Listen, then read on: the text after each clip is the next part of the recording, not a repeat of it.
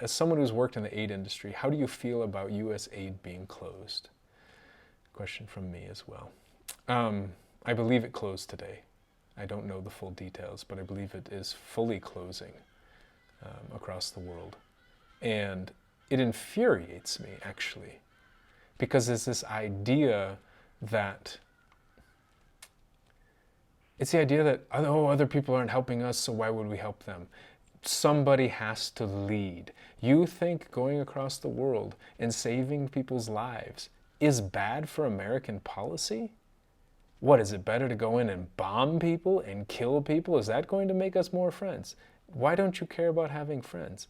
Actually, having friends is really good if we want to resolve problems together. If we want to have more problems, if we want to live on our own and think that our money can survive and take us, it won't. Yes, there are problems in the aid industry. I left working in the aid industry because at times I felt it was patronizing and didn't let locals make the decisions that they needed. A lot of it was foreigners saying what locals needed. But I don't think the solution is to get rid of it. I think the solution is to make it better, to give more trust, not less trust. Why would you just abandon people? Can you imagine if you were receiving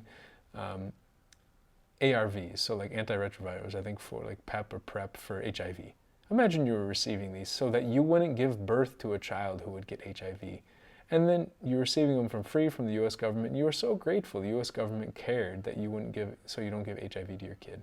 And the US government just disappears and now you give HIV to your kid, or your kid dies of starvation, or you die of starvation because people didn't want to give $1 a day in peanut paste.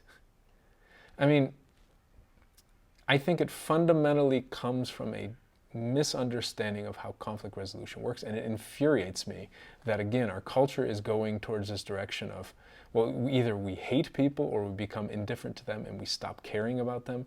This is not, it's not a good strategy for survival, even for individual survival. When we stop caring about people, we stop caring about ourselves, and we can become really suicidal, whether that's as an individual or as a nation. So I think this is a really, I think it's more out of cowardice and fear and overwhelm than it is a strategic direction for the country.